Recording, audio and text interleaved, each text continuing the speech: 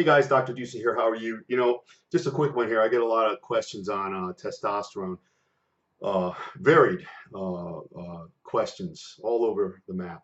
But here are the basics that you really have to know. The basics, and I can only give the basics because really to be more exacting, you have to know individual cases. I'm not a man of. There's very few absolutes, so I don't like to say this is what you do or that's what you do.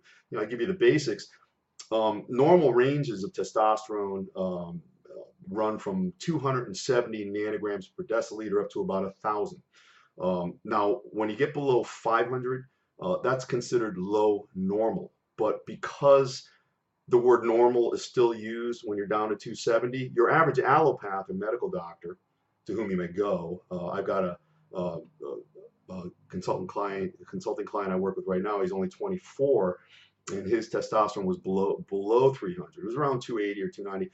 And his medical doctor told him that that's fine. You're within normal. For a guy that's 24, that's nonsense. Remember, testosterone levels start to decrease at age 20. And if you look at statistics over the decades now, testosterone in our population has been decreasing by 1% every year for the past several decades. So, this kid's going to be down to zero by the time he's my age, 55. Of course, we're not going to let that happen. But your average allopath medical doctor, they're good at what they do, which is basically writing prescriptions. They certainly don't know much about nutrition, exercise, anatomy, physiology, and blood panels as far as hormones go.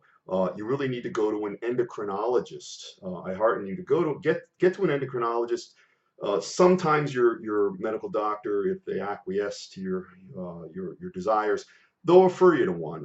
Sometimes you can go straight to an endocrinologist. That's a little more difficult. You got to determine whether your insurance covers it. My insurance doesn't cover this type of stuff, so I go every quarter.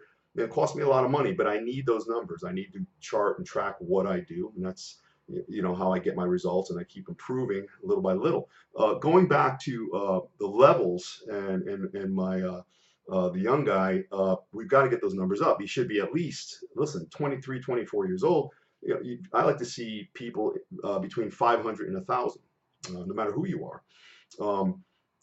And you're going to hear a lot about how bad synthetic and exogenously taken testosterone can be, causes cancer and all this other stuff. Listen, I do know that if you're on PEDs, including testosterone-based steroids, for many, many years, and some guys never get off. They're on for years and years. That can thicken the blood volume. It makes the blood pressure go up. You're running with chronic high blood pressure for many, many years.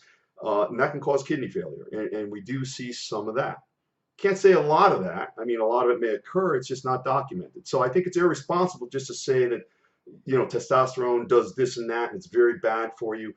That's very irresponsible by the media. Of course, we know about the media now, what they're all about. But running chronically low levels of testosterone, below 300, let's say. And I had a patient when I was in practice. He was 20 nanograms per deciliter, and he had some different issues. But you're talking, believe it or not, low levels of testosterone over time cause a lot of deleterious effects to your health, including heart disease, intestinal infarcts, hair loss, osteoporosis. Here's an interesting one: overweightedness.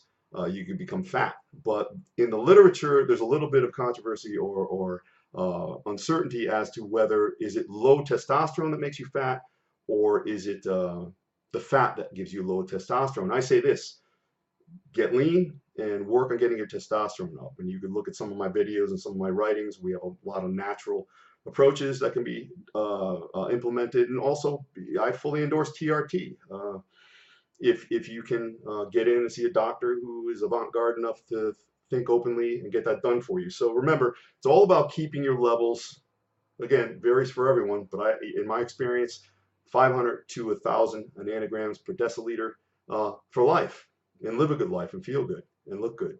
And that's it. Put your questions, thoughts, considerations down below. As always, they are my oxygen, and I do thank you. Have a great day.